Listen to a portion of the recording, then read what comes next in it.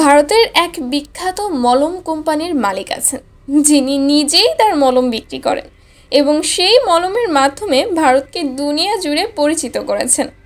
যদি তার মলম আবিষ্কার না হতো, তবে ভারতে মানুষ বুঝতেই পারতো না প্রতিবেশী নিয়ে তাদের নাকে, মুখে, চোখে কতটা চুলকানি হতে পারে।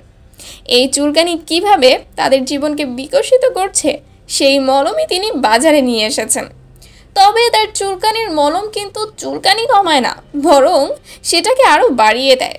এই চুলকানি আরও মজাদার করে তোলে, এমনকি শেষ পর্যন্ত চুলকাতে চুলকাতে এক ধরনের অদ্ভুত আরাম আসে। আর সেই আরাম পাওয়ার জন্যই তার কিলবেল ফুসফাস চুলকানির মলম বাজারে ধুম ফেলেছে। তিনি প্রমাণ করতে চান যে ভারতীয়রা জন্মগতভাবে চুলকানির প্রতি আসক্ত, কিন্তু কিভাবে চুলকাতে হয় সেটা তিনি শিখিয়ে দিচ্ছেন। কিভাবে রাতে চুলকালে ঘুম আসে, দুপুরে চুলকালে খাবার হজম হয়, আর সকালে চুলকালে দিনের যাত্রা শুভ হয়, এসবই তার মলম এবং লেকচারের মাধ্যমে পরিষ্কার হয়ে যায়। তার এই আবিষ্কার ভারত মায়ের গোমূত্র পানের মতোই আরামদায়ক, এমনকি এতটাই আরাম পাওয়া যায় যে তখন ভারতীয়রা তাহরি সাহেবের ডিজে গানের চেয়ে আরও বেশি উদ্দীপ্ত হয়ে লাফাতে পারেন। বর্ষাকালে যেভাবে ব্যাঙ লাফায়, আমার মনে হয় তিনি তার চেয়ে বেশি লাফান। অনেকে মনে করেন তিনি একসময় ঢাকার গুলিস্তানের কোনো হকারের শিষ্য ছিলেন, তবে এ ব্যাপারে এখনও ভারতীয় কোনো সংবাদ মাধ্যম প্রমাণ দিতে পারেনি। তবে তার চিৎকার চেঁচামেচির মলমের কারণে বাংলাদেশে বিভিন্ন জুতার ব্যবসায়ী লাভবান হচ্ছেন, কারণ অনেকেই তার মলমের বিজ্ঞাপন শুনে দামি জুতা নিক্ষেপ হারাচ্ছেন। তবে এতে তার মাথা ব্যথা নেই, কারণ ইজ্জত বলে তার জীবনে কিছুই নেই। শোনা যায় চুলকানির মলম ছাড়া তিনি অখাদ্য হজমের বাড়িও আবিষ্কার করেছেন। যাই হোক, আপনার বাচ্চা রাতে ঘুমায় না, তার চ্যানেলের সামনে বসিয়ে রাখুন, টম অ্যান্ড জেরির চেয়ে বেশি মজা পেয়ে ঘুমিয়ে পড়বে। আজকাল অনেকেই বাচ্চাদের বানরের বদলে তার ছবি দেখান।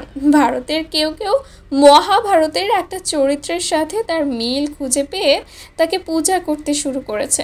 সেই প্রাণীর নাম হনুমান। হনুমানের সঙ্গে তার লাফানোর কেমিস্ট্রি দারুণ মিল খুঁজে পাওয়া যায়।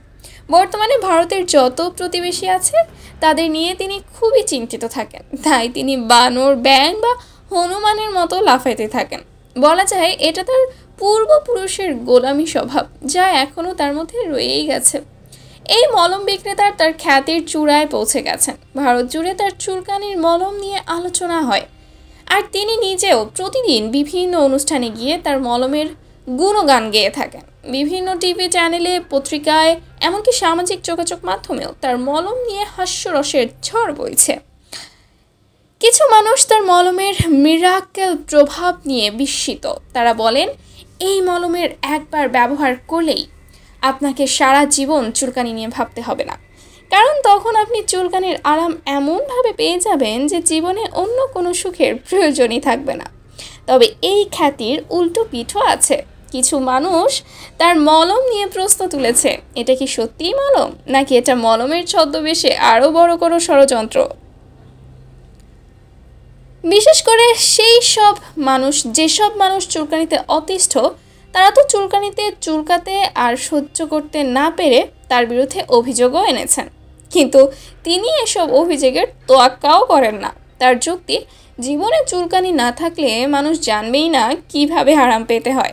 আমার মলম মানুষকে চুলকানির সৌন্দর্য উপভোগ করতে শেখায়। এদিকে তার মলমের প্রভাব এতটাই ছড়িয়েছে যে পাশের দেশগুলোতেও এর রফতানি শুরু হয়েছে। বাংলাদেশ থেকে শুরু করে নেপাল, শ্রীলঙ্কা, সর্বত্র মানুষ তার মলমের কথা শুনে একবার চেষ্টা করে দেখছে। কেউ কেউ তো এটাও বলছেন, আমাদের জীবনের চুলকানিই ছিল না, মলম পাওয়ার পরেই সেটা টের পেলাম। সবচেয়ে মজার ব্যাপার হলো তিনি মলমের পাশাপাশি নতুন একটা প্রোডাক্ট বাজারে আনার ঘোষণা দিয়েছেন, একটা অতি চুলকানি মলম, যা সাধারণ চুলকানির তুলনায় দ্বিগুণ আরাম দেবে। এর বিজ্ঞাপনেও বলা হচ্ছে, চুলকাতে চুলকাতে হাত ব্যথা হয়ে গেলে এই মলম আপনাকে সেই অভিজ্ঞতারও চরম পরিতৃপ্তি দেবে। সত্যি বলতে তার মলম ভারতের একটা নতুন সংস্কৃতি তৈরি করেছে, চুলকানির সংস্কৃতি। লেখা সেলিনা জাহান পিয়া। যত শেয়ার তত বিক্রি, বেশি শেয়ার দিন।